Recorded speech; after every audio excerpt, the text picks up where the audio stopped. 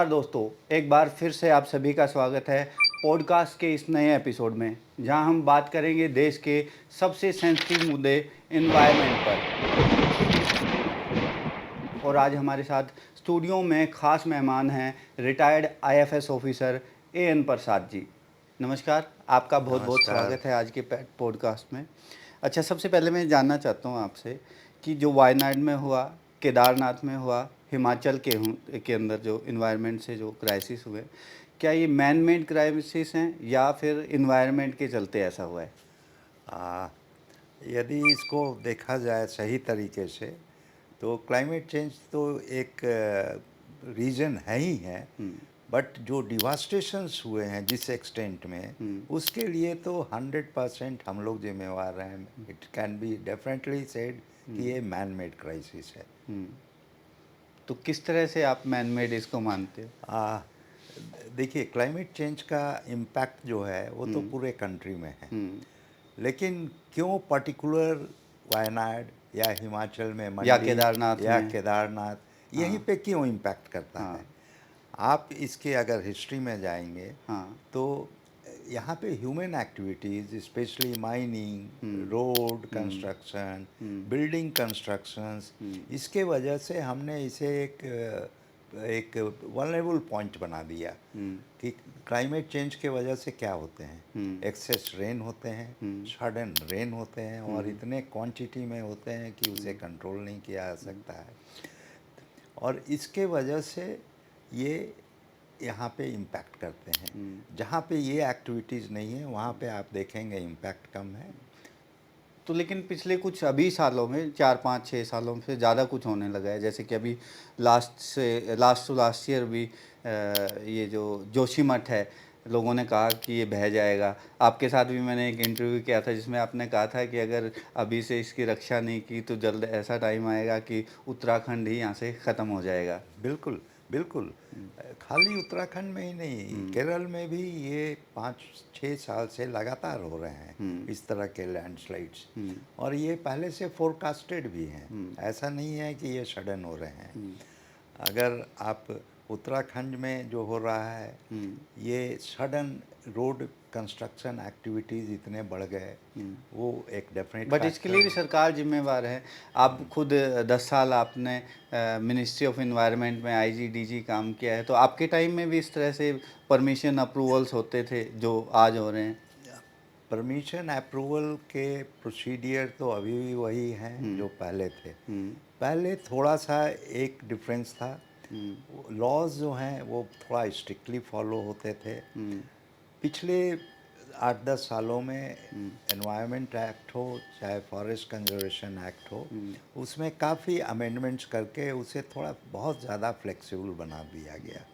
तो डेफिनेटली, और सेकेंडली जिस तरह से स्क्रूटनी होनी चाहिए हुँ, एक्सपर्ट्स कमेटी के द्वारा, हुँ। उसमें कहीं पे थोड़ी सी अब वो ढीलापन है। ढीलापन है, हुँ, प्रेशर है हुँ, कि इसे क्लियर करना है, इसे अप्रूव करना है, इसे अप्रूव नहीं करना है। हुँ। तो हमारे प्रेशर करने वाली सिर्फ सरकार ही होती है, जैसे चारों धाम प्रोजेक्ट है या उत्तराखंड के लिए स्पेशली देवी धाम के नाम से जो प्रोजेक्ट है, रोडों को वाइड किया जा रहा है 10 फीट से 20 फीट, 30 फीट, 4 फीट, 4-4 लाइन के रोड हाई उस पे पहाड़ के ऊपर बना दिए, जिसकी वजह से लैंडस्लाइड हो रहा है उसमें। नहीं, आपने बिल्कुल सही कहा है। हाँ, यदि आप इस कंट्रोवर्सी में को देखेंगे हुँ, तो उत्तराखंड में जो रोड्स हैं, पहले वो चार धाम प्रोजेक्ट के नाम से हुँ, वाइडनिंग स्टार्ट हुई। हुँ, उसके बाद जब इस पे काफ़ी एनवायरमेंटल जो एक्सपर्ट्स हैं उन्होंने इश्यूज रेज किया, सुप्रीम हुँ, कोर्ट में मामला गया, हुँ, एक्सपर्ट कमेटी बना, हुँ, उन्होंने भी पहले मना कर दिया कि सुप्रीम अच्छा, कोर्ट ने भी कहा कि नहीं, इतनी वाइडनिंग की से एनवायरनमेंट को बहुत डैमेज होगा। हुँ, लेकिन उसके बाद सरकार ने कहा कि ये बॉर्डर रोड्स हैं, हाँ, ये नेशनल सिक्योरिटी से कंसर्न है। हुँ, तो जब आप नेशनल सिक्योरिटी की बात करते हैं तो हुँ, थोड़ा सा वहाँ पे सुप्रीम कोर्ट ने भी हुँ, फ्लेक्सिबल हो गया, हुँ, उन्होंने परमिशन दे दी। हुँ, और जो मैंने कहा कि एनवायरनमेंट एक्ट को बाईपास करने के लिए इन्होंने छोटे छोटे पैकेज बना दिए ताकि हुँ, उसका इम्पैक्ट असेसमेंट नहीं हो। नहीं हो, हाँ, तो और फॉरेस्ट कंजर्वेशन एक्ट में इन्होंने कह दिया कि नेशनल इम्पोर्टेंस, नेशनल सिक्योरिटी से रिलेटेड प्रोजेक्ट के लिए फॉरेस्ट कंजर्वेशन में क्लियरेंस लेने की आवश्यकता नहीं है। तो ये सब जो रीजंस हैं, डेफिनेटली गवर्नमेंट डेफिनेटली इसके लिए रिस्पॉन्सिबल है। हम नहीं कह सकते हैं नेशनल सिक्योरिटी इम्पॉर्टेंट है, बट इकोलॉजिकल सिक्योरिटी को भी आप इग्नोर नहीं कर सकते तो हैं। सरकार इस तरह कैसे इग्नोर कर सकती कि आपको याद हो कि केदारनाथ में 6 या 7 साल पहले भी इस तरह का हादसा हुआ, अभी रिसेंटली लास्ट मंथ ही फिर दोबारा से हुआ, और आज भी वहाँ पे सारे प्रोजेक्ट्स एनएचआई के चलते हैं, वहाँ के वहाँ सारे के सारे अभी भी लैंडस्लाइड होती है, उसके बाद फिर से दोबारा रोड बनाना शुरू कर देते हैं। नहीं, तो किस तरह से अब सरकार उसको या मतलब इन्वायरमेंट डिपार्टमेंट उसको रोके? नहीं, बिल्कुल आपने जो मुद्दा उठाया है, बहुत ही रिलेवेंट है। आप इसे ऐसे देखिए, रोड्स तो आप बना रहे हैं, लेकिन ये रोड्स हर साल वॉश आउट हो जाएं। आप हाइड्रो इलेक्ट्रिक प्रोजेक्ट वहाँ पे कर रहे हैं, वो हर 2-3 साल में वॉश आउट वॉश हो आउट जाए, हो जाए। तो ये बहुत ही सस्टेनेबल नहीं है। नहीं है। ये हमें रियलाइज़ करना होगा कि बहुत सस्टेनेबल नहीं है इस तरह के एक्टिविटीज़। और खाली रोड और हाइड्रो इलेक्ट्रिक भी नहीं है। अब आप टूरिज़्म, आप देखिए रिसॉर्ट्स जो 30 डिग्री स्लोप्स हैं, उस पे बिल्डिंग्स बनाना, रिसॉर्ट्स बनाना, ये भी एक बहुत बड़ा रीज़न है इस तरह के हैपनिंग्स होने के। अच्छा, पहाड़ी में भी कोई फ़र्क होता है? जैसे कि उत्तराखंड के जो पहाड़ हैं, हिमाचल के जो पहाड़ हैं, वायनाड के जो है, या राजस्थान के जो पहाड़ हैं, इनमें कोई फ़र्क है? जैसे कि कहा जाता है कि मिट्टी के पहाड़ है वो ढह जाते नहीं, हैं फिर हर से हर पानी पहाड़ का जियोलॉजिकल स्ट्रक्चर तो डिफरेंट है ही डिफरेंट है। है। हाँ। हिमालय तो बहुत ही रिसेंट, वन ऑफ तो द क्या ये रिसेंट। हिमाचल वाले या उत्तराखंड वाले सफिशिएंट है इन चीज़ों के लिए कि वहाँ हाइड्रोकल प्रोजेक्ट किए जाएँ या रोड को चौड़ा किया जाए वहाँ? नहीं, ये हाइड्रो इलेक्ट्रिक पोटेंशियल तो डेफिनेटली है, लेकिन आप, एक तो है कैसे आप प्रोजेक्ट को इम्प्लीमेंट करते हैं।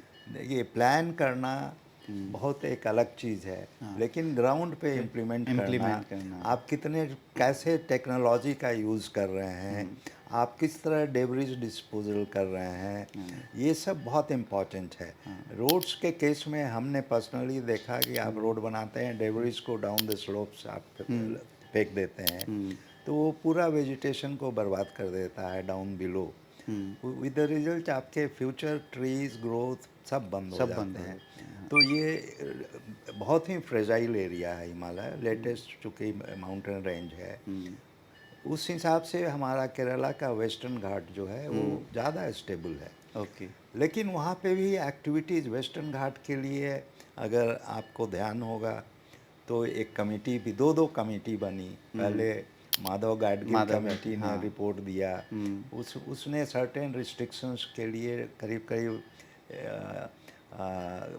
उन्होंने कहा कि सर्टेन एरियाज़ को no mining, no mining zone certain बना एरियाज़ में इन कंडीशन के साथ आप डेवलपमेंट एक्टिविटीज़, तो कर बहुत ही सकते हैं, हाँ। रैशनल एक रिकमेंडेशन था, और ये 11-12 में हुआ।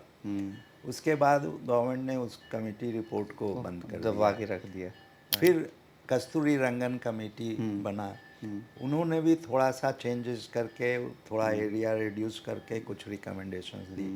बट इसमें सेंट्रल गवर्नमेंट ही नहीं, सब राज्य सरकार भी इसके अगेंस्ट थे कि इससे हमारा डेवलपमेंटल एक्टिविटीज़ इम्पैक्ट होगा। तो इसमें सुप्रीम कोर्ट डायरेक्ट इन्वॉल्वमेंट क्यों नहीं लेता है? जैसे एनजीटी है, अब दिल्ली हरियाणा आसपास के एरिया में जैसे ही थोड़ा पोल्यूशन बढ़ता है तो अपने नई नई पॉलिसी उतार देते हैं कि ये बंद है, 10 साल पुरानी गाड़ियाँ नहीं चलेंगी, जबकि वो सेंसिटिव इलाके हैं।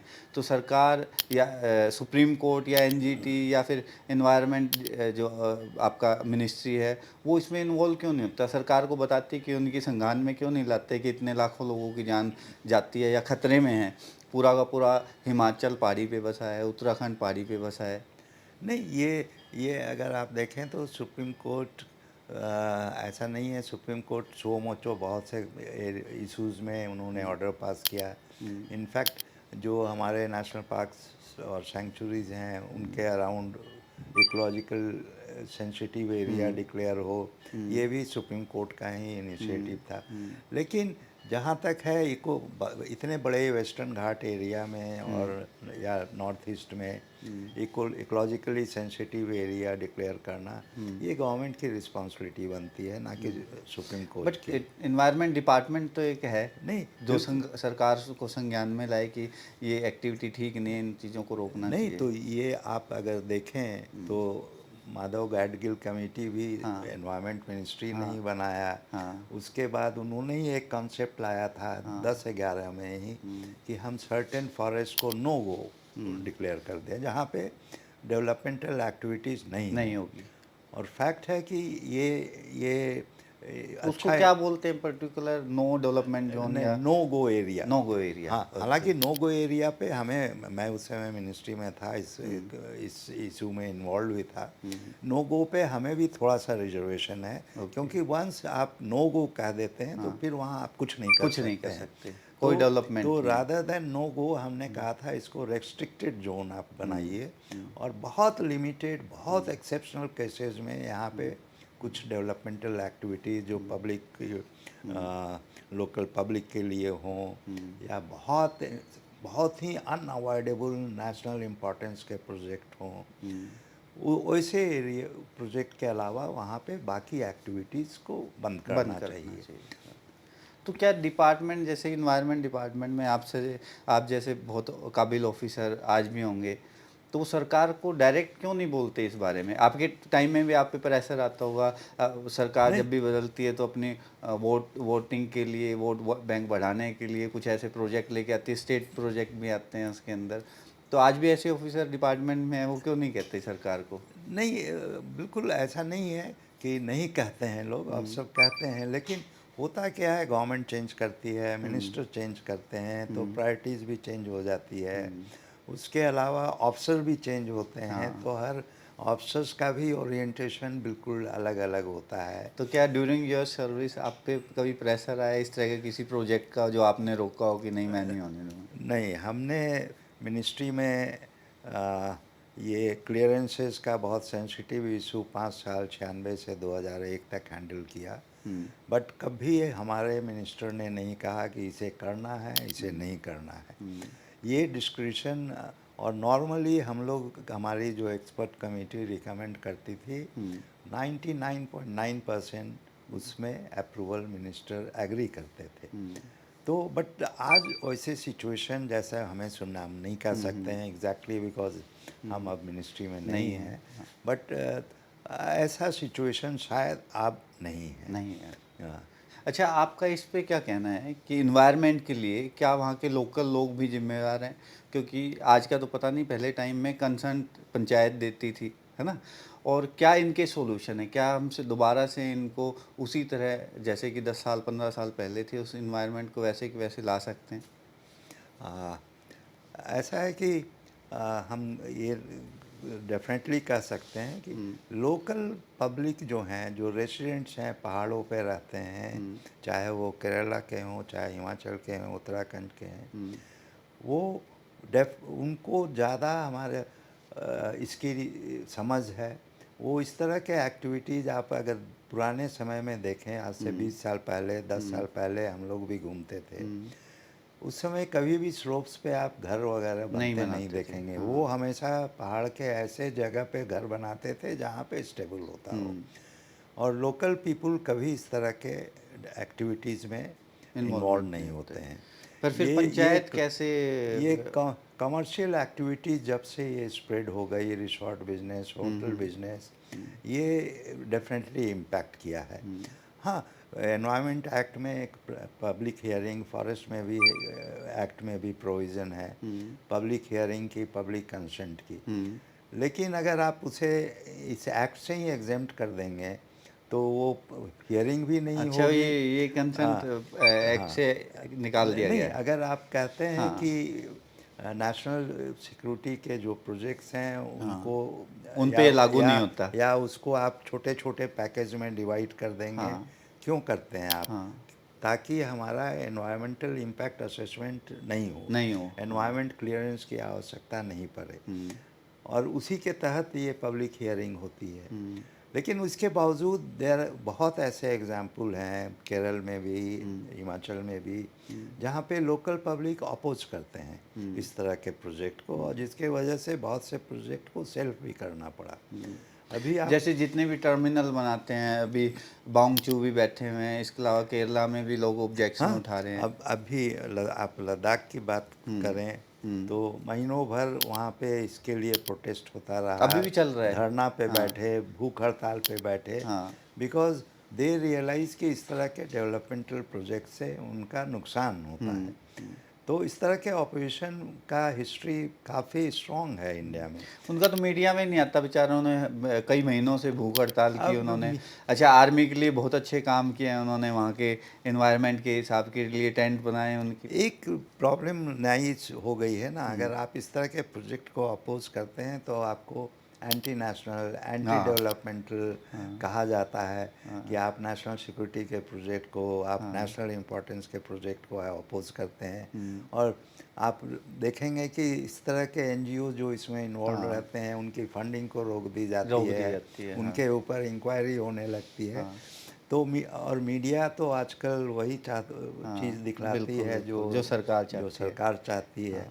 तो गोदी मीडिया हमें बट ये नेशनल सिक्योरिटी का इशू तो लगा ही नहीं। आप घर में खुद से ही खतरे में लोगों को, अपने लोगों को डाल रहे हैं।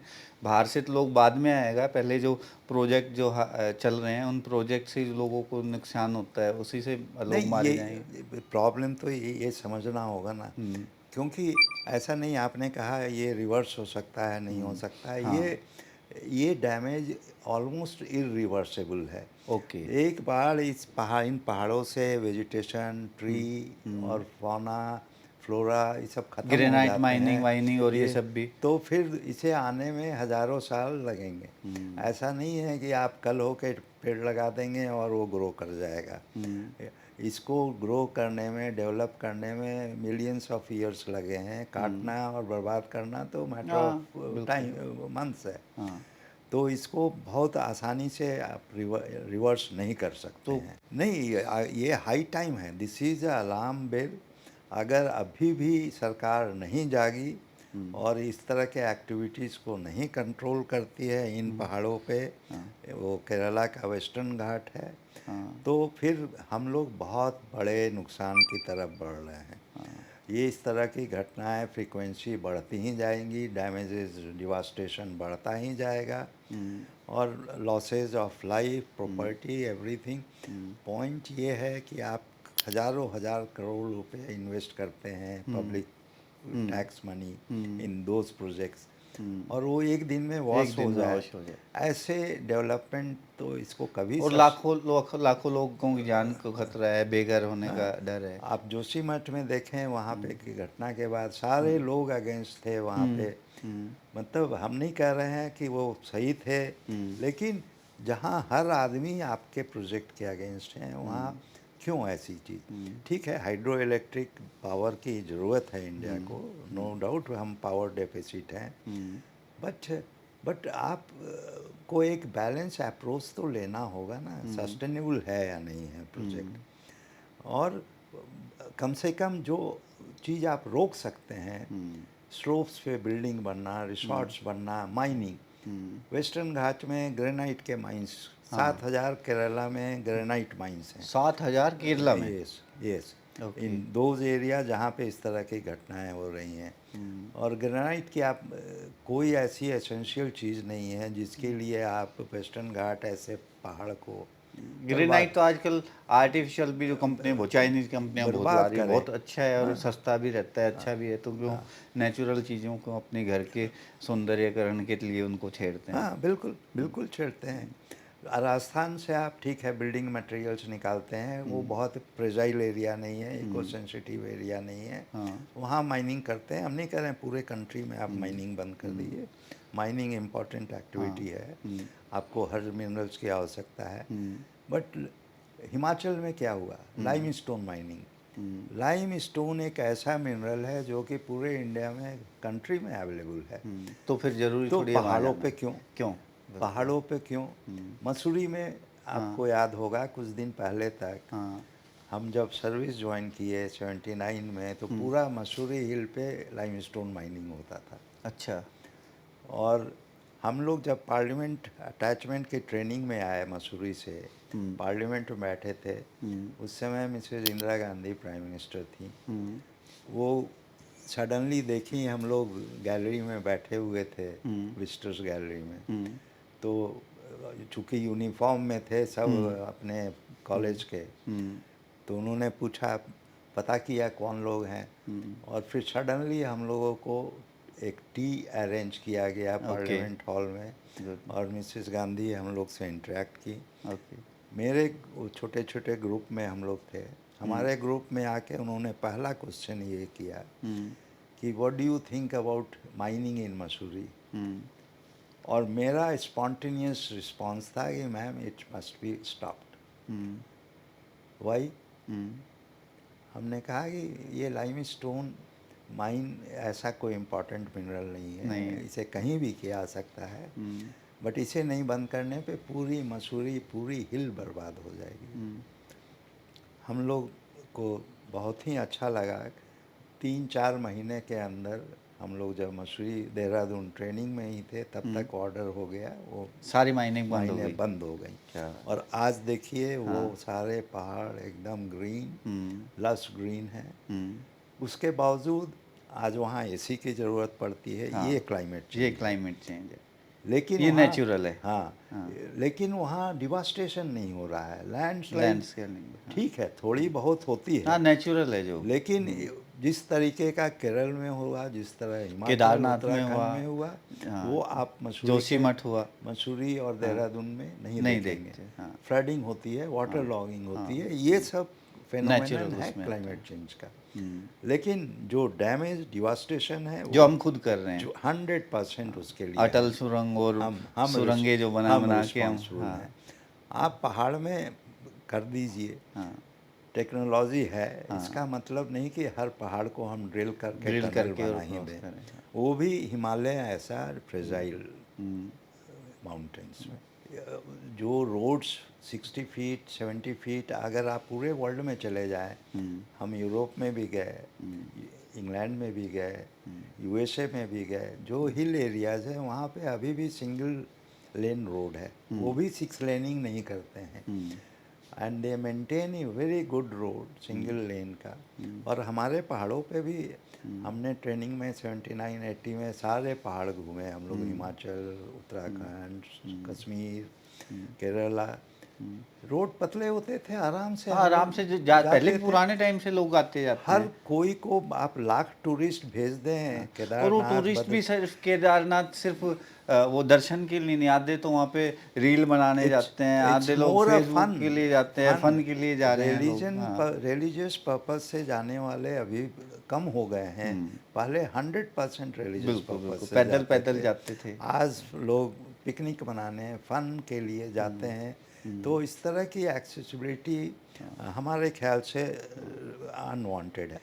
एक तो देखो, क्लाइमेट चेंज वाइडर कॉन्सेप्ट है, ये पूरे वर्ल्ड में इम्पैक्ट करता है, लेकिन एक माइक्रो क्लाइमेट भी चीज़ होती है, और माइक्रो क्लाइमेट बहुत इम्पॉर्टेंट होता है। आप देखेंगे बहुत ऐसे शहर हैं, रांची है, पूना है, बेंगलोर है, ये शहर बहुत ग्रीन शहर हुआ करते थे, बहुत वाटर बॉडीज़ थे इन शहरों में। उसका नतीजा क्या था, यहाँ का टेम्परेचर डे में जैसे बढ़ा, शाम में बारिश होती थी। अच्छा। तो ये माइक्रो क्लाइमेट का इफ़ेक्ट है। तो अगर आपके बड़े एरिया में नहीं, छोटे एरिया में, जैसे अरावली यहाँ पे है, अगर अरावली बहुत मेंटेन्ड होगा तो दिल्ली का क्लाइमेट में फ़र्क पड़ेगा। आप किसी भी फॉरेस्ट एरिया में जाएं तो 2-4 डिग्री का टेम्परेचर ड्रॉप पाएंगे, 100%। आप ठंडा हो जाता है जैसे जैसे आप एंटर करेंगे। पटना शहर में हमारा एक जू है जो कि बहुत बड़े एरिया में बहुत ग्रीन है। आप जैसे उसके अराउंड जाएंगे, you feel the difference in temperature, 3-4 temperature. तो 3-4 डिग्री का टेम्परेचर डिफरेंस बहुत मायने रखता है। और आज जो क्लाइमेट इम्पैक्ट हुआ है, जो रेनफॉल इम्पैक्ट हुआ है, टेम्परेचर इम्पैक्ट हुआ है, ये इसी वजह से हुआ है। प्रेसिपिटेशन हमारे तीनों तरफ सी है, उसके टेम्परेचर बढ़ने से उसके इवेपोरेशन में, उसके प्रेसिपिटेशन वही जो बन के आते हैं, तो सडन हीटिंग से आपका प्रेसिपिटेशन बढ़ता है। हाँ। तो फॉरेस्ट का रहना बहुत ही इम्पोर्टेंट है। फॉरेस्ट नहीं रहेंगे तो ये माइक्रो क्लाइमेट के वजह से भी वहाँ हेवी रेनफॉल्स हो रहे हैं। हाँ। अगर वेजिटेशन नहीं है, काफ़ी वेजिटेशन लॉस हुए हैं इन एरियाज़ में, इसमें किसी को कोई डाउट नहीं होना चाहिए। हालांकि अभी लोकसभा में हमने एनवायरनमेंट मिनिस्टर का स्टेटमेंट पढ़ा, सुना कि नहीं उत्तराखंड में कोई as per report of FSI forest area में कोई दिक्कत नहीं है, किसी भी रिडक्शन तरह की नहीं हुई नहीं है। लेकिन डिफ़िकल्ट है मानना इसे। हमारे कंट्री 325 मिलियन हेक्टेयर का कंट्री है। हमारे फॉरेस्ट करीब 75 मिलियन हेक्टेयर हैं। उसमें 35 मिलियन हेक्टेयर ऐसे फॉरेस्ट हैं जो सब कैचमेंट एरिया हैं, वहीं से सारे रिवर्स ऑरिजिन करते हैं। 300 रिवर्स इंडिया में। अच्छा। केरला के वेस्टर्न घाट से करीब 56 रिवर ऑरिजिनेट करते हैं। अगर वहाँ के फॉरेस्ट को आप नहीं बचाएंगे, उसके कैचमेंट एरिया को नहीं बचाएंगे, हिमालय सारे रिवर हमारे वहीं से ऑरिजिनेट करते हैं, अगर वो फॉरेस्ट बर्बाद हो गए तो फिर बचेगा ही क्या? फिर आपका तो फ्लड प्लेन्स में भी होगा। अभी तो पहाड़ में हो रहा है, प्लेन्स में भी होते ही हैं। वो और मैसिव होंगे। उसके बाद तो प्लेन्स में सिटी सब बहने लगेंगे। ये सिचुएशन होगी। अच्छा, चलते चलते आखिरी टिप्स मैं आपसे ले रहा हूँ कि हम क्या एनवायरनमेंट के लिए कर सकते हैं। एक आम आदमी किस तरह के पौधे लगाए और क्या आप टिप्स देते हैं उनके लिए? नहीं, अभी हमने आपको कहा माइक्रो क्लाइमेट की बात, उसी तरह हर इंडिविजुअल बहुत इम्पोर्टेंट है। हर इंडिविजुअल कुछ न कुछ तरीके से कंट्रीब्यूट कर सकता है एनवायरनमेंट को बचाने में। एक सिंपल आप अगर आपके घर में जगह है, आप पेड़ लगाइए, जितना लगा सकते हैं। नहीं है, छोटे से घर हैं तो आप पॉट में ही लगाएं। लेकिन हर प्लांट का एक वैल्यू होता है, कुछ ना कुछ तो वो कंट्रीब्यूट करता ही है। एक तो ये हो गया। दूसरा सबसे बड़ी चीज़ है एनर्जी कंजर्वेशन। अगर आप थोड़े बहुत भी सेंसिटिव हैं तो अननेसेसरी कंजम्पशन ऑफ इलेक्ट्रिसिटी को रोकें। हाँ। और तीसरा आप कर सकते हैं कि वाटर कंजर्वेशन। सबसे बड़ा इंडिया में या वर्ल्ड में क्राइसिस वाटर को लेके होने वाला है। वाटर को बर्बाद नहीं होना चाहिए। वाटर कंजर्वेशन अगर आप थोड़ा भी कंट्रीब्यूट, रोज़ 5 लीटर भी पानी बचा लें, ये बहुत बड़ा कंट्रीब्यूशन होगा। और lastly, India is a country of garbage. आप अपने गार्बेज को, कूड़े को अगर ठीक से डिस्पोजल करें, it will be a big contribution. आज के एपिसोड में आए हैं, आपका बहुत बहुत धन्यवाद। आपसे बहुत कुछ सभी को सीखने को मिला, जानने को मिला। आपका बहुत बहुत धन्यवाद। नमस्कार, धन्यवाद। आपने मौका दिया, धन्यवाद। आज के लिए बस इतना ही। मिलते हैं जल्द पॉडकास्ट के नए एपिसोड में एक नए मेहमान के साथ। तब तक के लिए जय हिंद, जय भारत। जय भारत।